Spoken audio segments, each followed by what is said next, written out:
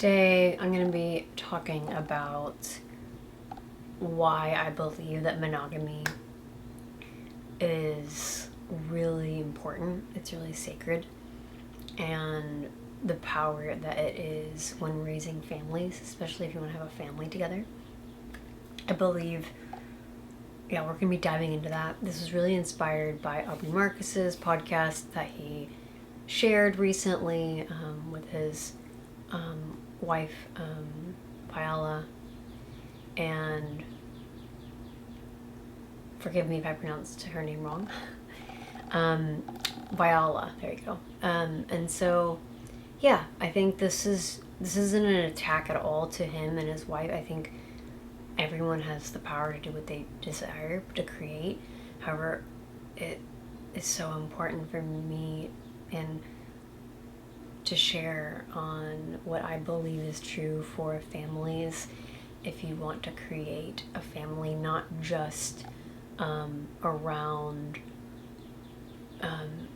exploring polyamorous can be beautiful for some people. I just really believe that, especially if you are creating families, you want to have a very peaceful environment, and where you are helping the child regulate their nervous system and things like this. So I think there's nothing wrong, to me there's nothing wrong if that's your path of polyamorous relationship. I just think that when it comes to that, there's a lot to move through around that world. There's you're constantly regulating your nervous system, and when you're having a family, and that's something they're talking about, they're desiring to create a family. If I'm bringing a child into this world, when I do, I want to make sure that I am really taking care of myself and my nervous system and having the least stress on to my child. And so how can I create the most safe environment for my child? And there's a little moth here. And so it's just so important for us to really make sure our nervous systems are being regulated, and how can we do that in a safe environment, and especially when you're bringing a child into the world. A woman that is having her nervous system regulated is a powerful woman, and so men as well, and any person, but specifically, the way that we treat ourselves is how the child will see us. And so children don't live their lives they don't see their parent and do what they say. They do what they embody, and how they treat themselves. And so it's not that you can't have a regulated nervous system, but the body just truly speaks louder than your mind. And so, yes, there can be so much like nervous system regulation that you can work through in these type of dynamics, and you can work through things, but it's constant. It's a constant experience, and so you're constantly regulating and regulating, trying to regulate, and it's a constant death and a rebirth, which some people want to do that. But when you're bringing a child to this world, you want all of your energy into that space. It's a completely different experience. And so how could you it's like all the attention you want to be on the child, but meanwhile you're also focusing on trying to make sure you're regulating your nervous system with another child, or with someone else's child. In the podcast they shared how they want to have he wants to have children with both women, and so it's really challenging because, you know, I am all about learning and growth and expansion and wanting, to like self-development, all of it. I'm here for it. I just think when you have children, it's completely different experience. And so you want to feel safe and nurtured and loving. And, you know, I just remember on the podcast she shared about how what her body was speaking, and her body was speaking in tears and different experiences like that. And yeah, it's just listening to it, I just noticed their nervous systems being very much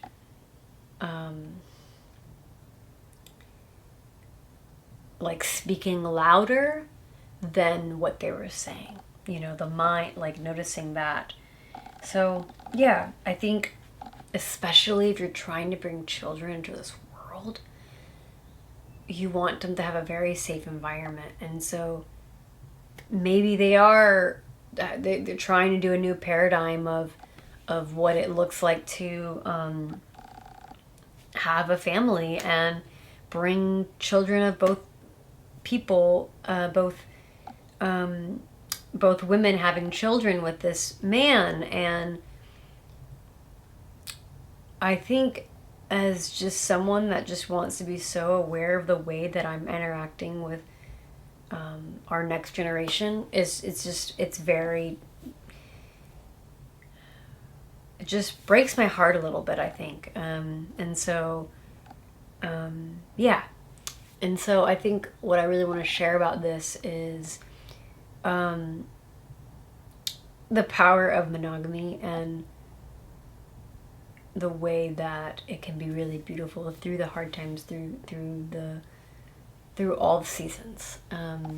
You know, I've personally been in a long-term relationship of 7 years, and so I've been, and then now I'm in this really, really beautiful, sacred relationship that feels like my everything. And I've never said that, I've never felt that in my body, soul, and mind and spirit. But I am. And so, you know, I know it's not always going to be pretty, and, you know, it's not going to be this all the time perfect. But, you know, I just feel like we can get bored. And when we get bored, some people want to go to other relationships into the relationship instead of deepening it even more. How can we deepen this relationship even more and more and more, and nurture it even more? And so instead of seeking other people, I think there's a chase around that in polyamorous is, yes, I love my person, I'm my person, and then I also want other relationships to seek the instant gratification of pleasure, which is so, in long term, I feel that is damaging to the relationship, to your relationship, seeking all this instead of just riding the waves of the grief, riding the waves of the hard times in relationship, and sitting with that, and knowing that life isn't just always going to be this glamorous ride. And so there are ways in monogamous relationships where you can learn to be in more of a flow state, and learn how to either alchemize or change the dynamic even in those hard times. But those are some beautiful, beautiful teachings and layers of learning. But, you know, I feel that it is brave for these people to come on and really share their story and share their vulnerability of where they're at. I pray that they can continue to be themselves in whatever it is that they are. it also scares me on what, not just scares me, but like, I just really don't want families to break because these are such people that have such a big platform, and so because they have such a big platform, they're influencing so many people's lives, and so of marriages or families that want to explore this. And yeah, I just really believe that we can be even more vulnerable, even more honest, even more authentic in our monogamous relationships.